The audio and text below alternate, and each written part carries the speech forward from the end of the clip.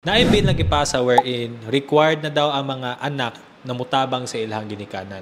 Now, daghan jud kay mga thoughts ang mga people about this comes from different perspectives. Ang isa magud ka reality dito sa Pilipinas is that daghan jud kay mga parents nag-rely sa ilahang anak for their own retirement plan. Kung human na kag-eskwela, tanan ang imong gina-income sa imong trabaho dapat i-remit nimo sa ilaha. Tapos sila na bahala kung saan nila paggamit. As parents, it is our responsibility to teach our children to have a good life, to have good values, para moabot ang panahon na kita mawala sa kalibutan, sila kaya nila mabuhi on their own. And kung nindot jud ang relationship ba between the parents and the children, dili jud nato kinahanglan ang aning balaod because ang mga anak, they would love to help their parents because they love to do it.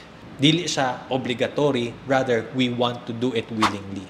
That's a different feeling, that's a different perspective as well. Usahay po, makahuna-huna ta, kung naaning balaod, what about those parents na gi-abandon nila ang ilahang anak?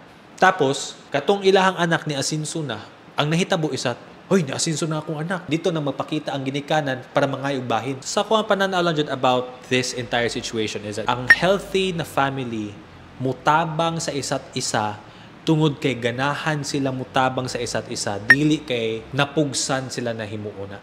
When I say tabang, it may be financially, it may be through your service, daghang pamaagi na makatabang ta sa tong pamilya. Pero mahitabo lang na siya pag ikaw mismo, ang inyong relationship with your family is healthy and happy and okay ba? Dili kay mapugsan lang ka tungod kay naibalaod, tungod kay mauni expected sa society, etc. etc. So ikaw, unsay mong thoughts about aning situation? Butang daw sa comments.